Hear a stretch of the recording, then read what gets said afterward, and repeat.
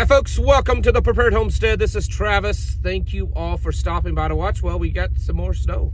Snowed again this morning. Nothing much, barely measurable. I don't think even a half inch. 20 degrees out, but it's going to get worse this week for those of you that live in the Ozarks. Like I said the other day, Ozarks, eastern Kansas, Oklahoma. It's going to get nasty. Come Tuesday, they're now calling for, and it's a very widespread. Snow is a little harder to predict on the amount. So anywhere from 5 to 13 inches is the spectrum that they're saying could fall.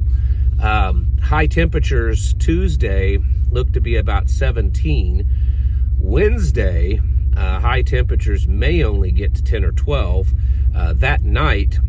And they're calling for some really harsh winds during that time. So we're talking 30 to 40 mile an hour winds.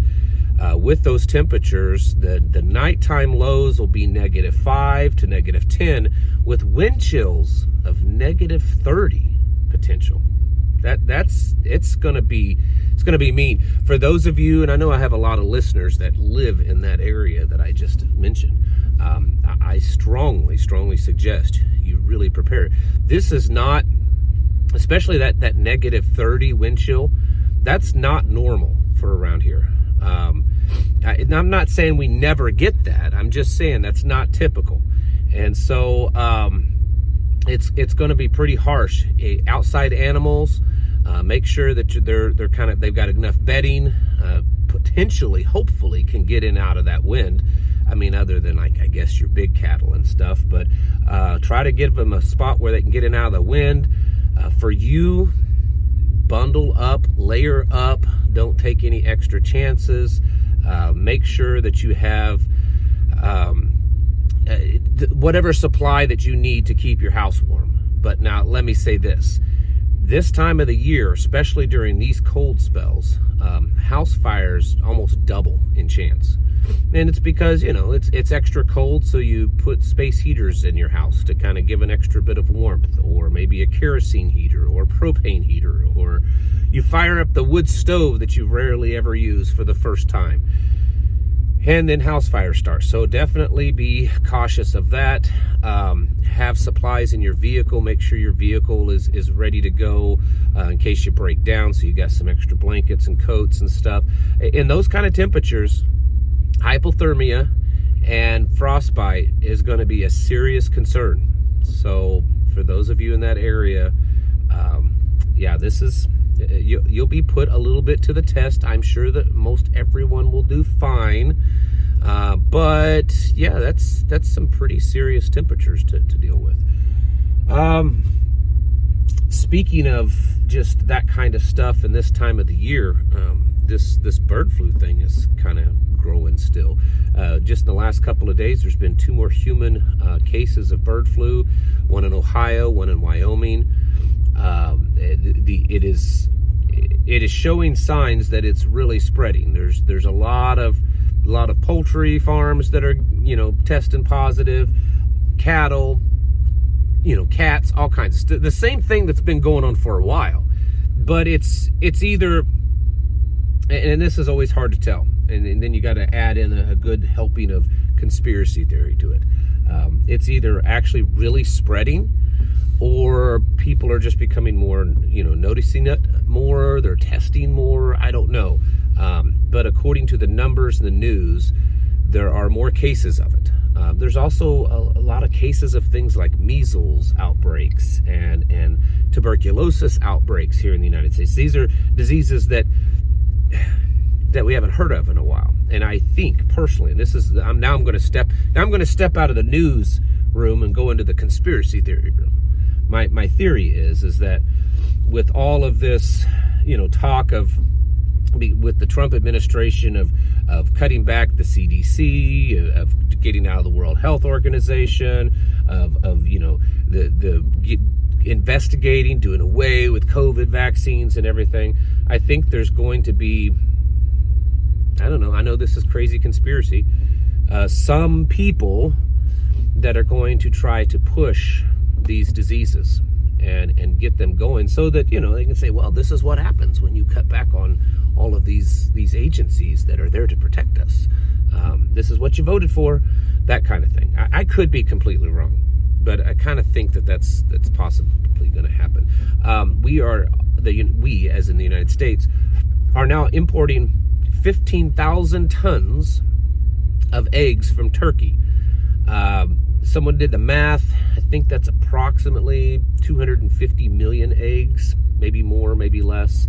But 15,000 tons of eggs from Turkey because there's an egg shortage in the United States. I mean, who would have ever thought that the United States, such a massively large producer of eggs, is importing eggs? And then Turkey. I don't know what the deal is, why it's Turkey. They are a fairly modern nation, but that's a long way for eggs to come from a country that, I don't know. I don't think I'd be eating eggs from Turkey. That's just me. You do you, but I think that's just me. But it just shows that things are getting worse, okay? Mortgage rates are getting worse. I saw several companies that sell silver have stopped selling it for a while. They're not selling certain types of silver, like silver bars, because they're running out.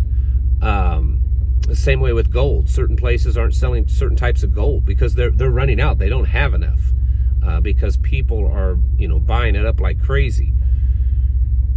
Just, I think, another symptom of what's going on, of what we're about to face, and I don't think it's going to be good. I also think that, and I'm certainly not going to go into where some of you might think I'm getting ready to go to. It's not happening.